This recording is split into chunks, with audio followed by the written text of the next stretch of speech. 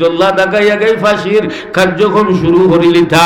ওই সময় নবীর মসজিদ থেকে নবীর একজন সাহাবী ডাক দিয়া কইল, আমিরুল মুমিনিন ফাঁসির কার্যক্রম তামাক্কা।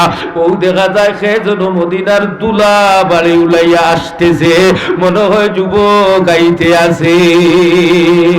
নবীর সাহাবীরা তাকাইয়া দেখুন হাসান যুবক হাজির হয়ে গেছে গিয়া কুড়া থেকে লাফ দিলামিয়া আমিরুল মুমিনিন হযরতে উমরের দরবারে হাজিরা দিয়া কইরা মিরা ইয়া আমিরাল মুমিনিন গুস্তাগি মাফ করবা গো, গুড়ার চিকপোষ নষ্ট হওয়ার কারণে সময় মতো আইতে পারি না।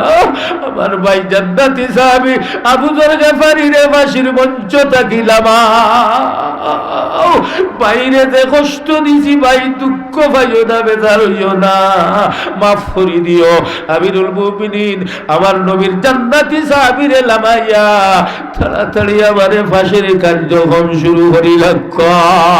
আমিরুল মুমিনের ডাক দিয়া এখন, যুবক রে তুমি সাধারণ যুবক নাই রে, গেছলায় না আইলে তোমার তাই, তুমি নেককার জান্নাতি যুবক, তোমারও তো ফাঁসি দিয়ার কি করবো রে, তুমি তারার বাপ রে কোন করছেন লাগি, তুমি জান্নাতি তুমি নেককার ফাঁসি দেওয়া আমার লাগে।